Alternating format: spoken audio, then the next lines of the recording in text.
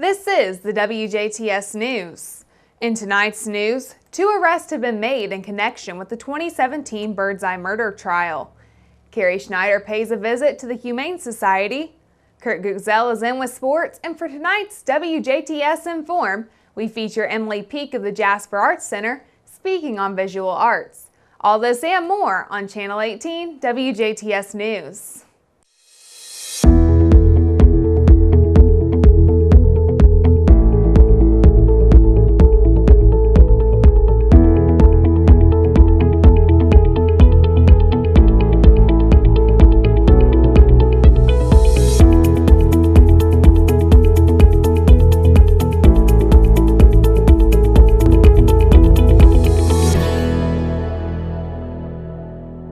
Good evening, I'm Jurnee Davis with WJTS News. 2 people were taken into custody for their involvement in the death of a Birdseye man nearly a year ago. Around 2 o'clock of the afternoon of July 19th of last year, deputies with the DuBois County Sheriff's Department responded to the report of a deceased male at a home located along Hartsgravel Road in Birdseye. It was there authorities found 49-year-old Darren Atkins deceased. On Monday, deputies arrested 40-year-old Jason Adkins of Birdseye and 41-year-old Sarah Andrea of Eckerty. Adkins has been charged with 1 count of murder and a level 3 felony count of aggravated battery. Andrea is charged with 1 count of aiding in murder and a level 3 felony count of aggravated battery. The DuBois County Coroner's Office says results of an autopsy performed on Adkins found that he died from a closed head injury caused by a large blunt object. Afterward, the death was considered a homicide. Authorities found during their investigation of Adkins' death that he had been dead for some time before the incident was reported by Adkins' girlfriend. They say that at least 10 people came out to Adkins' residence during that time and before police were notified of the death. A press conference was held this morning at the DuBois County Annex Building. Those on hand include DuBois County Prosecutor Anthony Quinn, Deputy Prosecutor Beth Summersheim, Rick Chambers, investigator with the prosecutor's office, Detective Brock Warney with the Indiana State Police Jasper Post, and Detective Sergeant Tom Kleinhelter with the DuBois County Sheriff's Department, who has been leading the investigation. Kleinhelter read from a statement and would not field questions from the media. He says the investigation is leading to the arrest of Adkins and Andrea and consisted of many different venues and many different leads that Kleinhelter says were looked at and followed upon. He also says the investigation remains open and that more interviews will still be conducted. Both Andrea and Adkins made their initial court appearances this morning in DuBois Circuit Court and are being held in the DuBois County Security Center.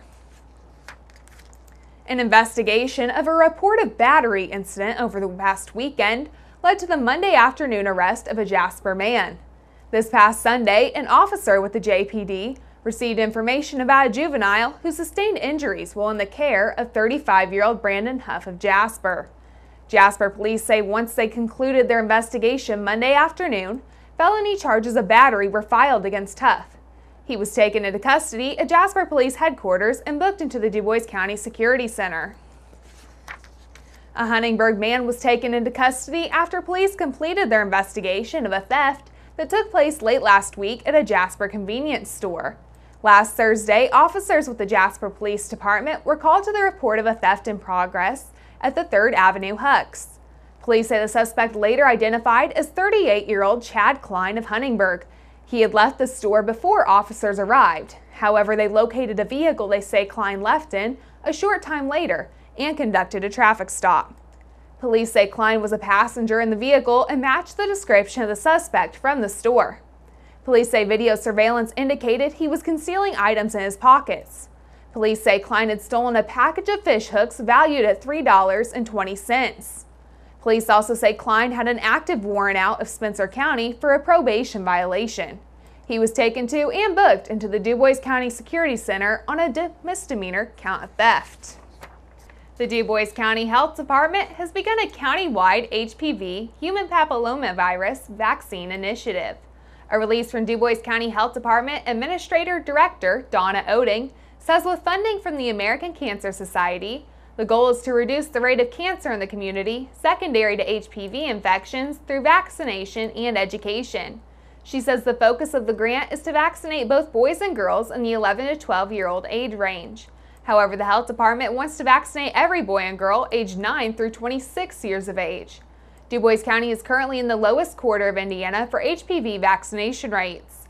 The HPV vaccine is over 97% effective at preventing infection with the types of HPV that cause most HPV cancers when given to a child before they are exposed to the virus. Oeding says HPV vaccination protects against the types of HPV that cause most of these cancers when given to your child before they are exposed to the virus and can be started as early as age 9. And this should also be completed by your child's 13th birthday. The vaccine is given in 2 shots with 6 to 12 months between if started prior to the 15th birthday. The health department will offer the HPV vaccination during all visits to the 9 through 26-year-old patients. Extended hours and school-based clinics will be offered.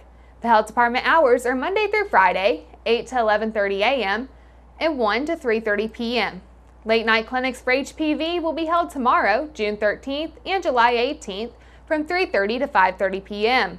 Please call 812-481-7056 to schedule an appointment. Again, that number is 812-481-7056.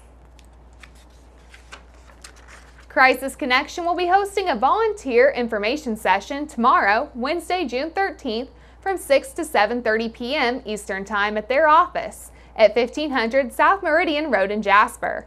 Anyone interested in volunteering for Crisis Connection and becoming a Crisis Connection to help bring an end to domestic violence and sexual assault is encouraged to attend this information session. Those on hand will have the opportunity to meet current volunteers, tour the facility, complete a volunteer application if interested, and learn about available opportunities, including assisting with answering the phones and covering the office on weekdays, hotline coverage, fundraising, helping with Natural Helpers program, etc. Anyone interested, whether you're able to attend or not, can contact Joanne Canese, the Crisis Connection Prevention Coordinator, at joanne.canese@crisisconnectioninc.org or call 812-482-1555. Again, that number is 812-482-1555. Applications for the Junior Miss Strossen Fest contest are now being accepted through this Friday, June 15th. The pageant is limited to 20 participants and open to young women entering the 7th and 8th grades as of the 2018-19 school year. They also must live in the Greater Jasper Consolidated School District. To download an application form and for more information, you can visit the Jasper Strossen Fest website at www.jasperstrossenfest.org or contact Junior Miss Director Darla Blasey at 812-630-1311. Again, that number is 812-630-1311. The mission of the Junior Miss Strossen Fest program is to encourage and develop the life skills of young women through community service involvement, public speaking opportunities, interview skills, and personal development. The contest is held in conjunction with the Little Miss, Little Mister, and Miss Strossen Fest contests on Saturday, July 28th at Redemption Christian Church of Jasper, beginning at 7 p.m. A Washington woman who was recently arrested and incarcerated on drug-related charges was discovered dead Monday morning in her cell. Around 6 a.m. yesterday, a Daviess County Security Center jail officer reported finding 35-year-old Ann Johnson of Washington not responsive. A press release says jail staff saw Johnson while handing out breakfast and thought she was sleeping. It was later determined by jail staff that Johnson was unresponsive. Southwest Medical Service and the Washington Fire Department responded to the jail and confirmed Johnson was deceased. Police say Johnson was in the cell alone. An autopsy is scheduled for today to determine the cause of death. The incident is currently being investigated by the Indiana State Police, Daviess County Coroner's Office, and Daviess County Sheriff's Department. Johnson was arrested Friday night on 2 arrest warrants on charges of dealing marijuana, conspiracy to commit dealing marijuana, and neglect of a dependent. 47-year-old Brian Hill of Washington was also wanted on a felony charge of possession of an altered handgun and possession of a controlled substance. Just after 5:30 p.m., Washington police attempted to arrest Hill at his residence, but he refused to exit the home. The Washington Police Department Emergency Response Team responded to assist, and after about an hour, Hill exited the home without incident and was arrested. They say children were also at the residence at this time. Hill is facing an additional charge of resisting arrest. He was located by city officers and was arrested without incident. The North Spencer School Board heard another round of updates on the ongoing renovations at the Heritage Hills Football Stadium. I usually put in dashes, but I thought today I'd be okay.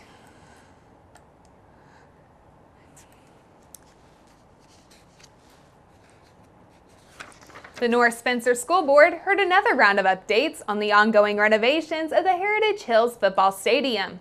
This past winter, the board approved and accepted bids in updating the facility in the way of new bleachers, an ADA-compliant entryway, a new field lighting system, along with a new press box. The project is estimated to cost near $1.8 million. Paul Temple with Steffenagel Group has been providing the board with regular updates since the project began back in March. He said at last night's meeting that the field lights were scheduled to be installed yesterday, but with storms that moved through the area over the weekend and rain forecasted to last into a majority of this week, installation of the new stadium lighting will have to wait until the football field has dried enough to support a crane that will be used to mount the lights. Temple added that the delivery of the grandstand is still scheduled for July 2nd. Aside from the delay due to weather, the project is still on track for completion by the 2018 fall sports season.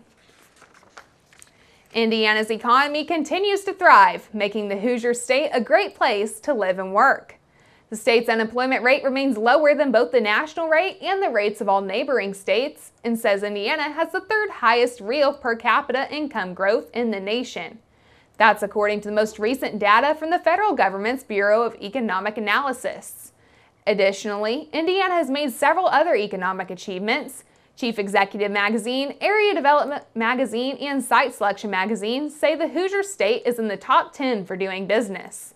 CNBC's 2017 report card on America's top states for business ranked Indiana number 2 in the nation for the lowest cost of doing business, number 2 in the nation for the lowest cost of living, and number 3 in the nation for infrastructure. The Small Business and Entrepreneurship Council's Small Business Policy Index 2018 ranked Indiana the 8th most entrepreneur-friendly state. The American Legislative Exchange Council rates Indiana's economic outlook as number 3 in the nation based on our pro-growth policies. District 47 State Senator Erin Houchin says she's pleased with the progress the Hoosier State continues to make. She says she will continue to support policies that make Indiana a state that works. Houchin, representative of District 47, which includes Crawford, Orange, Harrison, Perry, and Washington counties, and eastern DuBois County. That's been a look at your local news. Stay tuned, we have Carrie Schneider, who's at the DuBois County Humane Society once again this week. Then it's your local outlook and weather forecast. Plus, Emily Peak speaks about the visual arts at the Jasper Arts Center coming up on WJTS Inform.